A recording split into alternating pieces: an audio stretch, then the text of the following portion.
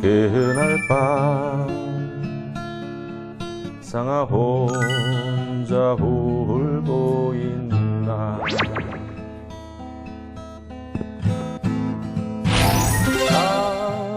가버린 꿈속에 상처만 해달 거라.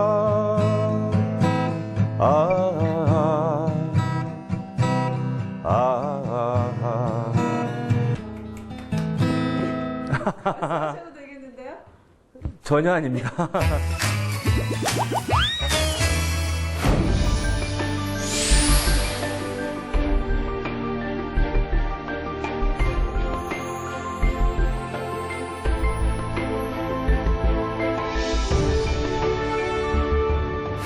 년도 얼마 안 남았는데 네. 어떻게 한 해를 마무리하면 좋을까요?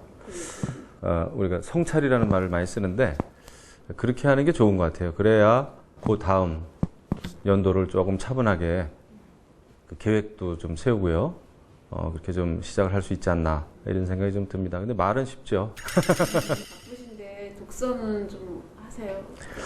저는 책을 상당히 좀 좋아하는 편이고 책을 그래도 좀 많이 읽는 편에 아마 속할 거예요.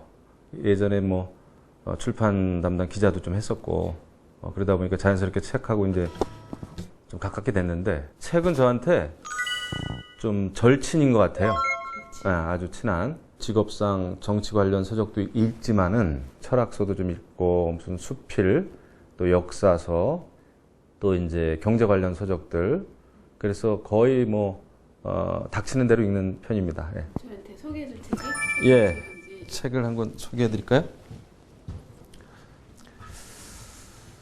책이 그냥 좀 널려 있는데요. 이게 체계적으로 안 돼 있고. 요 책입니다. 나를 깨우는 삼삼한 책이라고 읽어야 되겠더라고요. 저도 이거 고민을 많이 했는데 33인가? 근데 그 자유주의에 관련된 여러 가지 책, 그 중에서 아주 엑기스라 그러죠? 33권을 뽑아서 33사람이 이 책을 이제 각자 하나씩 정해가지고 서평을 한 책인데 여기에서 소개한 33권의 책을 자연스럽게 보게 되는 그래서 이 책을 읽고 나서 또 제가 또 몇 권을 또 샀습니다. 여기서 이제 추천한 책이죠. 그래서 이 책도 그렇고 그 다음에 이 책도 여기서 소개가 또 됐었고요. 그리고 이 책도 여기서 소개가 됐었고 그래서 이 책을 읽다 보니까 계속 책을 사게 돼요.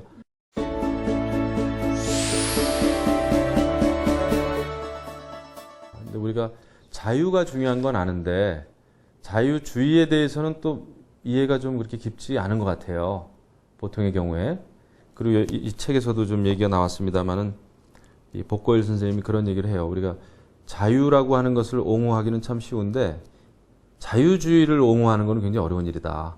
글쎄요, 제가 볼 때 자유주의는 제 나름대로 한번 정의를 하자면 뭐 어려운 얘기입니다만은 자유라는 가치를 존중하면서 내 자신에게도 좀 열려 있고 또 타인에게도 열려 있는 그런 그 철학, 신념 체계라고 봅니다.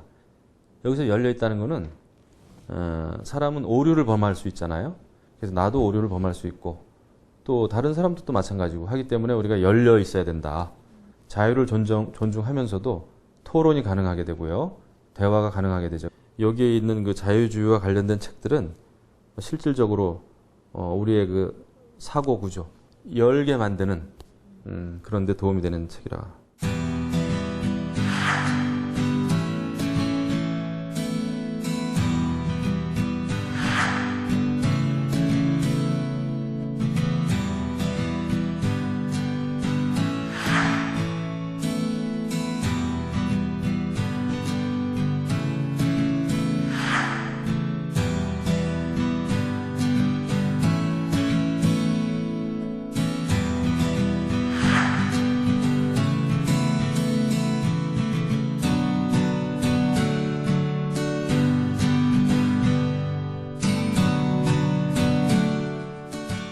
인간의 본성을 이해하는 게 굉장히 중요하다.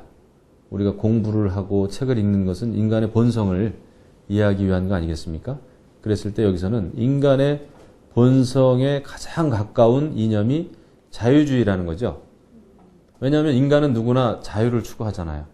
억압받는 거 싫어하고 규제받는 거 싫어하고 그렇기 때문에 사실 인간의 본성에 가장 맞는 것이 자유주의고 그런 인간의 본성에 맞는 자유주의를 추구해온 나라들은 번성하게 되고 발전하게 되고 그런 인간의 본성인 자유를 억압하고 그런 그 사회주의, 공산주의는 결국은 멸망하게 되는 인간이 가지고 있는 그런 자유를 향한 갈망, 본성 그것을 인정해 주자 이겁니다.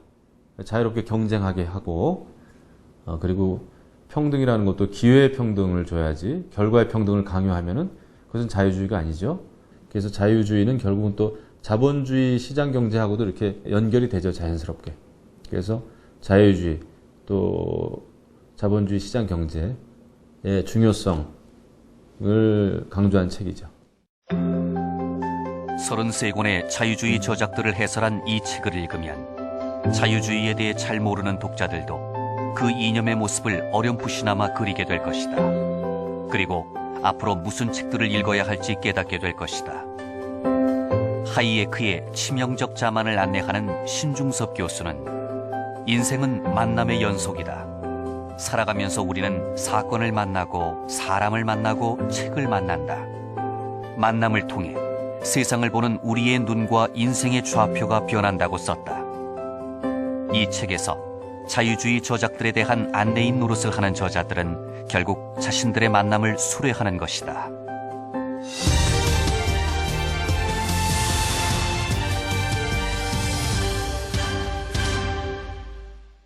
프리드리히 하이에크의 치명적 자만이라는 것은 결론적으로 얘기하면 그런 거죠. 인류의 역사는 점진적으로 계속 진화해 온 것이지 어느 날 하루아침에 혁명을 꿈꾸는 자들에 의해서 세상이 발전되어 온 것은 아니다. 오히려 인간의 이성만을 믿고 하루아침에 세상을 바꿀 수 있다라고 하는 이런 그 착각을 가진 이상주의자들은 오히려 다른 사람들을 억압하게 된다는 겁니다.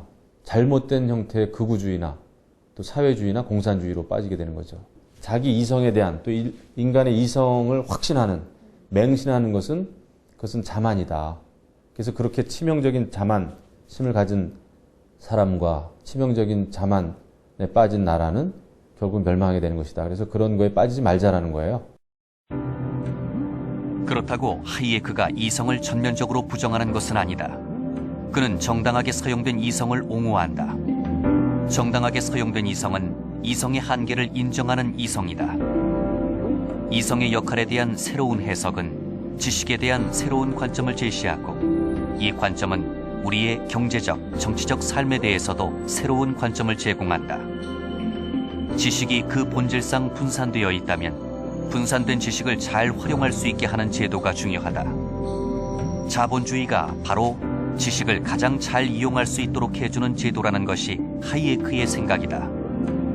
자본주의는 분산된 지식을 이용하는 탁월한 능력을 지니고 있다는 점에서 그렇지 못한 사회주의보다 우월하다. 그 하이에크의 또 다른 책, 그 노예의 길도 같은 책인가요? 같은 맥락입니다. 그러니까 이 노예의 길도 사회주의처럼 경쟁을 안 하고 경쟁이 배제돼 있고 결과의 평등만을 강조하고 규제가 있는 이런 사회는 결국 노예의 길로 간다는 얘기입니다. 멸망한다는 뜻이죠. 그러니까 미제스, 하이에크, 프리드만 이런 사람들은 자유주의와 또 자본주의 시장 경제를 옹호하는 또 철학적으로 그걸 잘 설명해주고 있는 그런 학자들이죠. 사회주의 계획 경제가 실패할 수밖에 없다고 주장을 그렇죠. 네. 그 근거가 어디 있을까요? 왜냐하면은 이 세상에서 여러 가지 이제 물건을 생산하고 이 물건을 또 유통시키고 판매하고 이런 기업가들은 굉장히 그 어떤 세상 이치에 박습니다. 근데 이런 것을 국가가 대신할 수 없다는 거예요. 왜냐하면 국가는 모든 정보를 가지고 있지가 않습니다. 때문에 국가가 이 제한된 정보를 가지고 계획 경제를 하면은 망할 수밖에 없다는 거예요. 그거에 가장 안 좋은 예가 지금 북한 아닙니까? 그리고 이미 또 다른 사회주의 국가들도 멸망했죠. 국가가 대신할 수 없다는 겁니다. 그것은 기업가들한테 맡겨야 되고 시장에 맡겨야 된다. 왜냐? 시장이라고 하는 것은 상당히 정확하게 작동된다. 가격이라는 게 있기 때문에. 우리 남북한 비교해 봤을 때도 굉장히 딱 들어맞는 길이고요. 자유주의를 택한 대한민국은 우리가 해방 직후에 농업 인구가 71%나 되는 굉장히 가난한 농업 국가였어요. 우리 대한민국은. 하지만 자유주의 시장 경제를 택하면서 우리는 여태까지 지금 세계 10위권의 경제 대국으로 성장을 했죠. 한국 현대사는 거대한 세계사적 실험장이었다. 긴 세월 한나라로 존속하면서 같은 문화와 거의 비슷한 지리적 환경을 가진 남북한은 60년간 세계사적 실험을 통해 양극단으로 벌어졌다. 과거 역사학자들은 지정학적 위치와 문화를 독립변수로 삼아 세계사의 변화를 설명해왔다. 하지만 남북한의 극단적 분화 과정을 추적하는 과정에서 이제 그들은 국가의 흥망을 가르는 가장 직접적이고 중요한 변수는 바로 정치적, 경제적 제도라는 점을 깨닫기 시작했다. 경제적 자유를 보장하는 포용적 자유주의 경제 시스템은 발전과 번영의 길이고, 국가 권력이 개인의 경제적 자유를 침해하는 배타적 명령 경제 시스템은 하이에크의 통찰대로 노예의 길인 셈이다.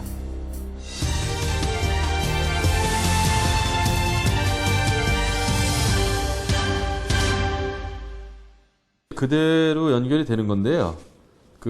이영훈 교수의 대한민국 이야기, 또 남정욱 교수의 편견에 도전하는 한국사, 이런 책들은 역사를 우리가 바로 보자라는 겁니다. 대한민국이 어떻게 해서 발전해왔나. 자원도 적고 인구도 작고 가난했던 대한민국이 어떻게 이처럼 경제 발전을 이뤘나. 이런 것을 봤을 때는 역시 자유주의 시장 경제 체제를 도입했고, 기업가들의 기업 활동, 이런 것이 그래도 잘 운영이 됐기 때문에 대한민국이 발전했다라는 것을 보여주는 책이 바로 이영훈 교수와 남정욱 교수의 역사책입니다. 제가 보여드리면은 이 책인데, 제가 이 책을 한 160권 사가지고 의원님들한테 전부 선물했습니다. 우리 새누리당 의원님들한테. 그리고 제가 이 남정욱 교수도 직접 만나서 또 얘기도 했고 그랬습니다. 우리가 현대사를 어떤 시각으로 보느냐는 굉장히 중요합니다. 특히 청소년들, 우리 현대사를 어떻게 보느냐에 따라서 패배주의에 빠질 수도 있고, 아니면 대한민국을 자랑스럽게 생각하고, 또 청소년들이 꿈을 좀 크게 가지고 세계 무대에 나가서 정말 세계 다른 청소년들하고 협력도 하고 경쟁도 할 수 있는 그런 자신감을 갖는 것은 굉장히 중요하다고 봐요. 여기는 6.25 전쟁뿐만 아니라 여러 가지 미국을 제국주의로 생각해서 반미, 이런 반미와 친북이라고 하는 틀 속에 갇히게 되면은 대한민국 역사를 올바로 이해할 수가 없다. 반대를 위한 반대만 계속하게 되는 것이고, 그렇게 해서는 우리가 발전할 수 없다라는 것을 잘 설명해주고 있습니다. 이 책은 처음부터 도전적이다. 보통 해방 전국으로 시작하는 현대사 책과 달리 이 책은 군으로 시작한다. 남정욱 교수는 말한다. 5.16부터 노태우 정권까지 32년간 군이 한국 현대사를 끌고 왔다. 32년간 한국을 이끌어온 세력에 대한 이해 없이 어떻게 한국 현대사를 이해할 수 있는가? 박정희 시대는 저자의 표현을 빌리자면 전 국민이 속도전이라는 전투 상황에 내몰린 상황이었다. 그러나 그 과정에서 정부는 기업을 압박했고, 기업은 노동자를 볶아쳤다. 노동자는 골병이 들었다.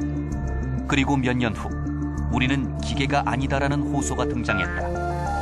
산업화와 경제발전은 이렇게 명암을 갖고 완성돼갔다.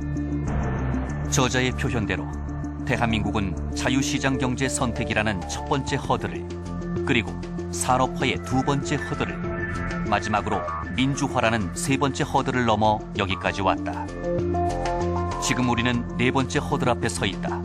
그런데 그 허들이 무엇인지 모른다. 긍정적인 마인드로, 그리고 내가 살아보지 못한 역사에 대한 겸손함으로 우리의 굴곡 많은 현대사를 바라봤으면 좋겠다.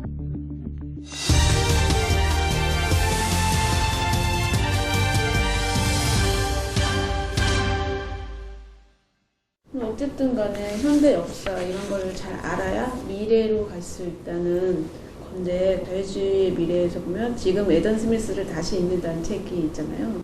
애덤 스미스 그러면은 우리가 보이지 않는 손, 그렇죠? 이런 얘기를 많이 하죠. 그래서 지금 우리의 기업도 기업 활동을 하는 데는 너무나 많은 사실 제약들이 있습니다. 규제가 많이 있어요. 필요한 규제도 있지만은 불필요한 규제도 또 많죠. 그렇기 때문에 불필요한 규제는 우리가 하루빨리 걷어내야, 또 지금 이제 박근혜 정부에서도 그 불필요한 규제, 손톱 및 가시 빼야 된다 이런 얘기도 있죠. 그래서 이 정부가 너무 많이 간섭을 한다든지 규제를 한다든지 이렇게 되면은 경제가 발전할 수가 없죠. 그래서 우리가 미래를 위해서도 창의적이고 창조 경제가 가능하기 위해서는 우리가 자유주의에 바탕을 둬야 됩니다. 그러면 사회는 어떻게 번영하는가? 그 이유는 간단하다. 부는 인간을 기쁘게 하고 빈곤은 인간을 슬프게 하기 때문이다. 이 사실을 어찌 부정할 수 있겠는가? 그런데 인간 사회를 번영으로 이끄는 보다 큰 부를 위한 경쟁은 어디까지나 공평한 관찰자가 정한 정의의 규칙에 따르지 않으면 안 된다. 그렇지 않으면 사회는 소란, 동요, 강탈의 혼란에 빠지게 된다. 스미스는 사회의 공평한 관찰자가 제정한 정의의 규칙에 입각한 공정거래의 중요성을 강조한다.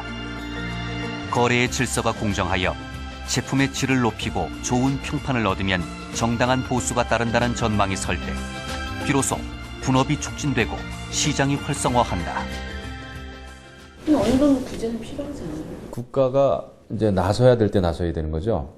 그것은 아주 이제 빈부격차가 아주 심한 경우에 이 정말 자립할 수 없는 사람들이 있지 않습니까? 장애인이라든지 극빈층이라든지 복지 정책을 써야 되는 거죠. 그래서 이제 기회의 평등, 그러니까 기회는 줘야 되니까.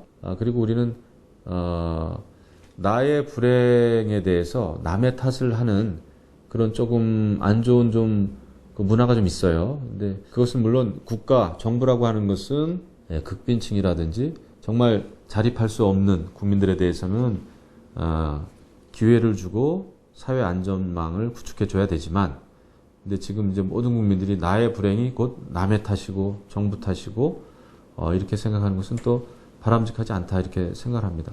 이 책에서도 그런 걸 좀 강조하고 있습니다.